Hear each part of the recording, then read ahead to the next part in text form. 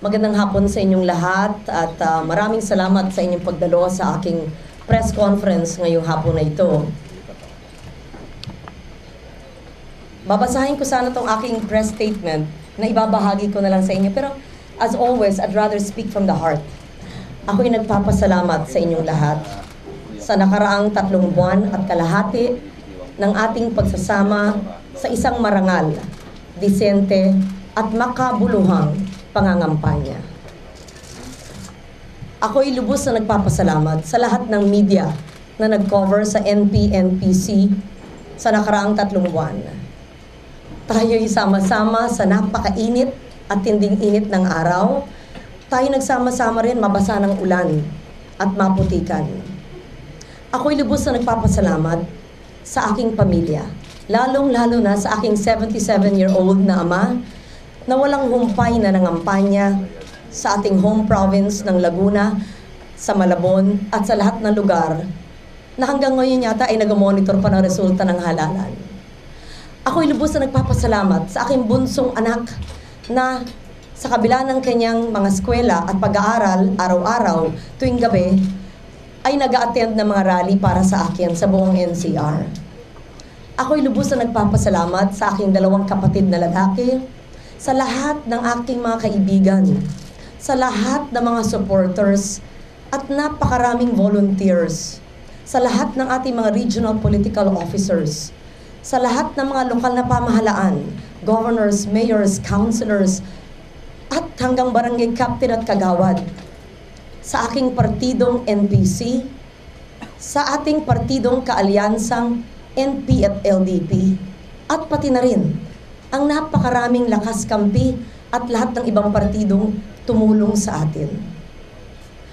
Pero siguro ang pinakamahalagang alaala sa kampanyang ito ay ang bawat sigaw ng aking pangalan sa Kabikulan, sa Ilocanja, sa Kabisayaan, sa Mindanao.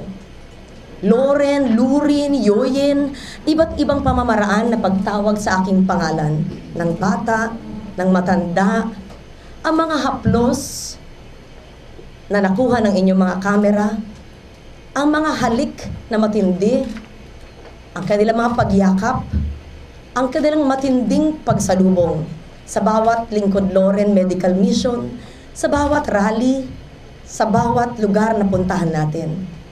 Yan ay hindi matatawaran. Ang bawat ngiti ng bawat bata, ang bawat pasasalamat ng ating mga senior citizens, ang pag-endorso ng napakalaking mga grupo ng mga haligi ng politika sa ating bansa, ng mga simpleng tao na lumalapit at magbigay sa akin ng panyo, ng rosaryo, ng bulaklak, at pati na rin ng pagkain nilang binibenta hanggang mga mani.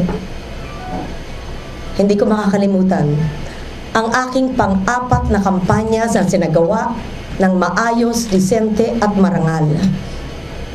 Lahat kayo, ang mga media, ay nakatulong para mabigyan ko ng katuparan at kaliwanagan ang aking maayos na plataporma at advokasya para tapusin ang kahirapan sa pamamagitan ng trabaho sa kanayunan, karapatan ng kababaihan, pagproteksyon ng ating kalikasan, pagbibigay ng sapat na pagkain bilang prioridad sa agrikultura at marami pang iba.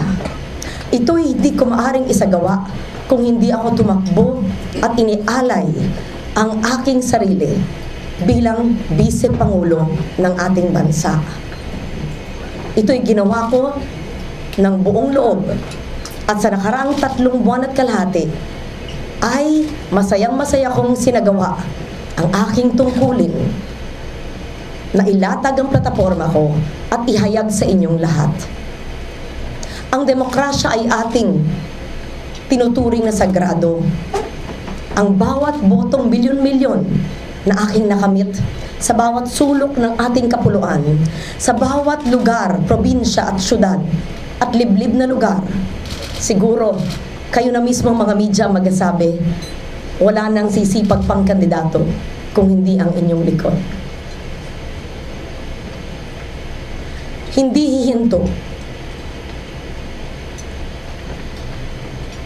ang aking pagtulong sa inyo.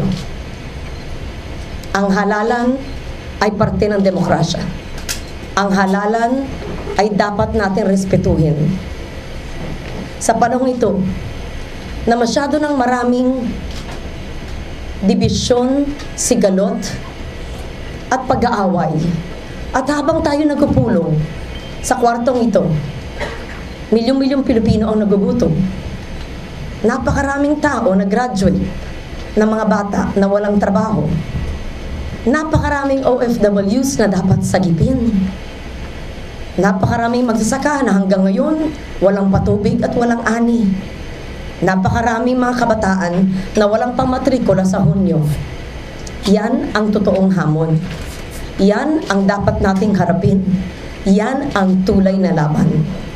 Hindi sa isa't isa at hindi yung puro putik na tinapon sa amin, na tinanggap ko at pinagdasal ko na lang.